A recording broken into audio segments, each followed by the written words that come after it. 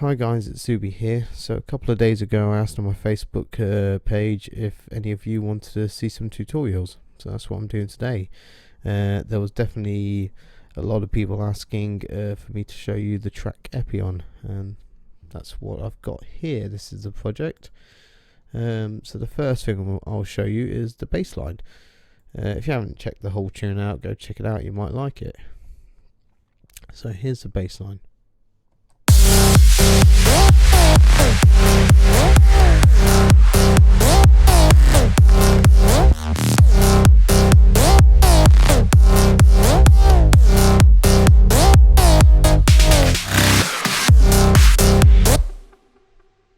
So as you can see, I've got these 12 channels here, the green ones, and they are all bass channels. Some of them are group channels, some of them are just normal singular channels. I'll run through them. So this one here is probably the main sound. Well, yeah, it is the main sound for the bass line.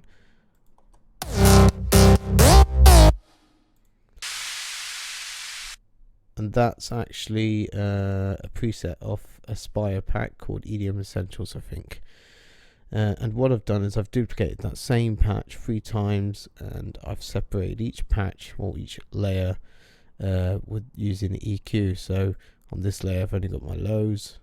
On this layer I've got I'm focusing on the mids, but I still got highs there. And on this one I'm focusing more on the highs. And on these 2 layers, the mids and the highs, I've got reverb on there, only a short amount. I'll quickly show you that. So this is without, with, and I've also got distortion as well. I'm using this distortion here called Omside. It's really good. It's a multi-band distortion as well, so it gives you a lot of control over the sound of the distortion. So you can see here, if I show you without it, it makes a huge difference.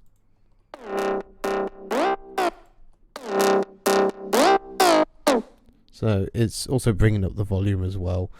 And I've also got that on here, however, on the top layer. However, the distortion is actually before the reverb on that chain. That's, I guess, so the reverb tail for the high layer is not being distorted, if that makes sense. So yeah, that is the main chunk of the bass line. It is the main sound that the bass line revolves around. The rest of the sounds are these little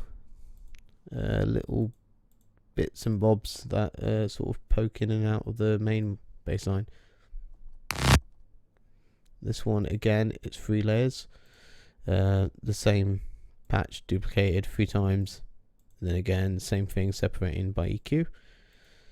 And on that I'm not using any distortion or reverb, but I'm using a bit of sausage fat and the one Dada Life made, a really cool plugin. I'm sure most of you have heard of that one.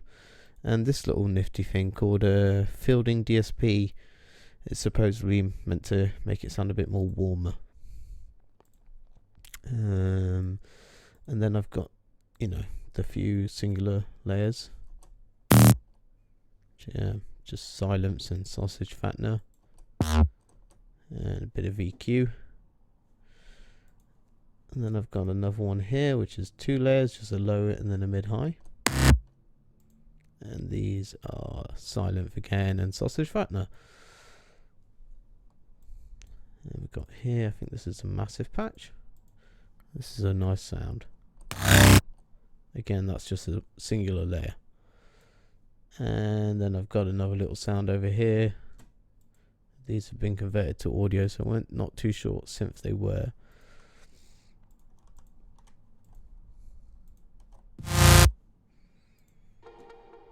So yeah, and all together it makes that sound, that bass line. So for the bass line for the climax, I obviously had to do a few different things.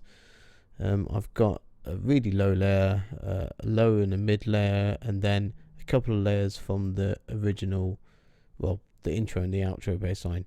That's just to carry the power along with the song and keep the feel consistent.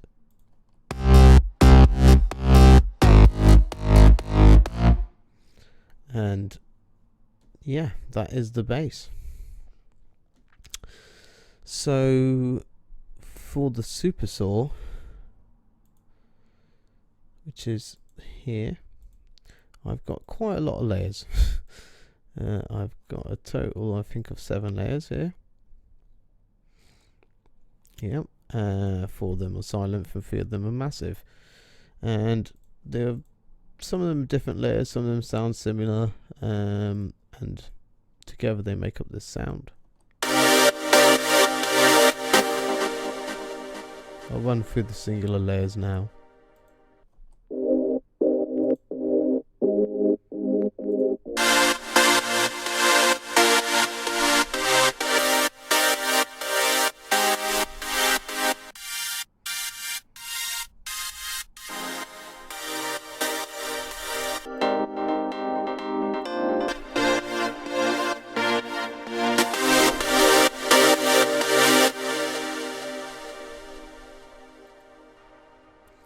The problem with the synth, though, I found it was lacking a little bit of warmth in the mid range, so I had to add this extra layer just to sort of give it a bit more oomph. It's a very, very subtle layer, very sort of gritty MIDI layer, with a bit of top end, I guess, but together with the bass line as well, it all sounds nice and complete and like one big sound.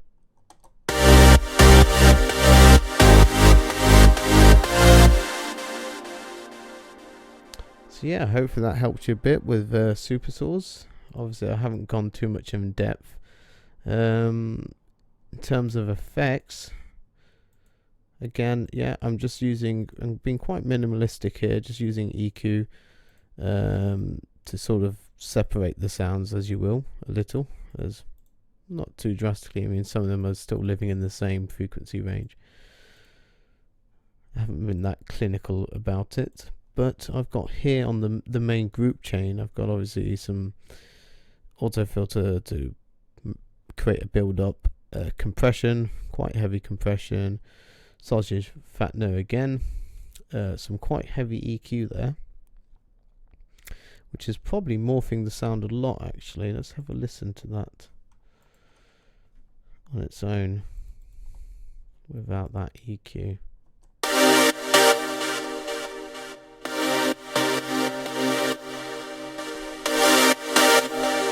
So, as you can tell, that EQ is really shaping the sound and also bringing it up a lot more. I think I've got a few disabled plugins which I decided not to use after a while. Just been lazy and didn't delete them.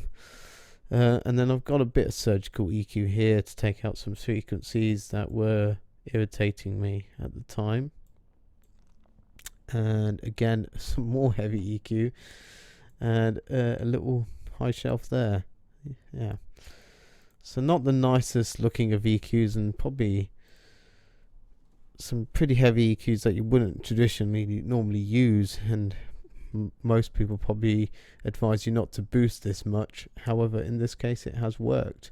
It probably is not a good idea. It's probably a better idea to take away more than boost, as they all say.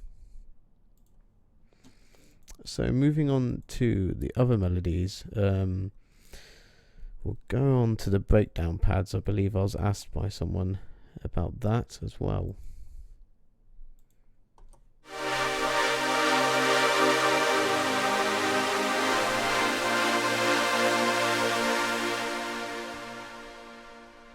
So as you can hear, the pads are 3 different layers, and combined together they created that sound. So I'll show you the individual layers. So we've got this first one, which is a silent layer. Very simple EQ. And it's not even been sine chained. Wow. I think that's mainly because it's simply for the break only. And we've got these ones.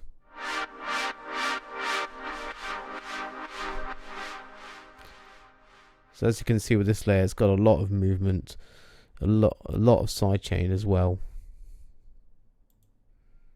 And again, it's also a silent one. And then we have this one, which is a massive layer.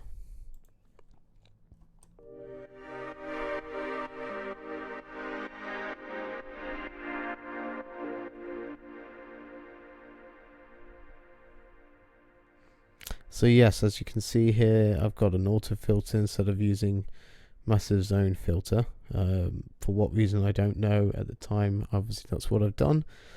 A bit of ping pong delay and some EQ and sidechain. Then for Plucks, I've got these. It sort of revolves around these two main sounds for the Plucks, and the first one is this sort of Andrew Bayer festival sort of sound.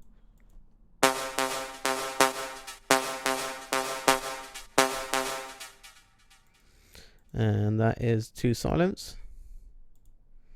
I think they're both patches from some Hellion packs. They're really cool sample packs. Check them out. And then for the other pluck, I've got this sound, or two sounds.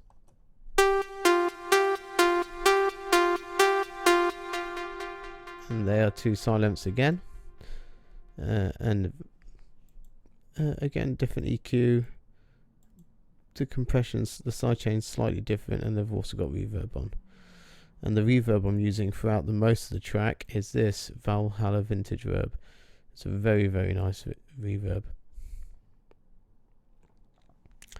Right, and then we have the piano and the top line. So for the piano, we've got this, which is a true piano sound.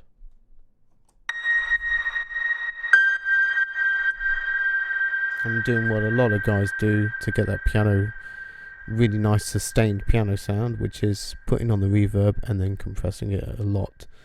And I've also got a lot of EQ here. Obviously, as you would with most channels, take out all the bass out of it. And some sidechain. And then, last but not least, we have these, which make up the top melody line, which appears in the climax.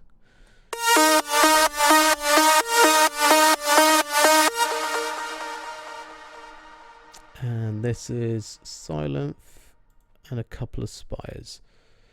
Again, nothing too fancy, just a bit of EQ, a bit of reverb, and obviously good old sidechain. And what else can I show you? So I guess we've got the drums. Nothing special with the drums, just your typical progressive trance sort of beat.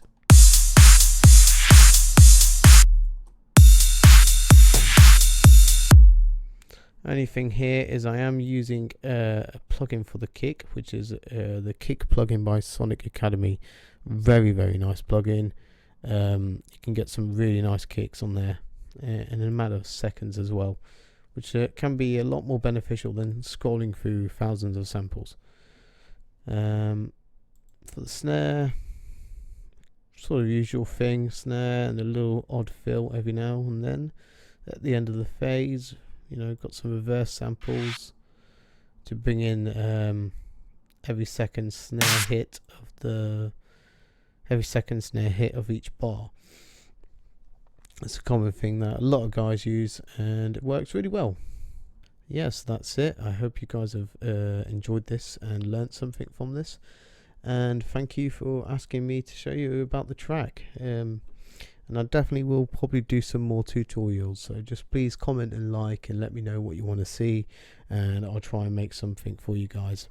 Okay, so bye, take care.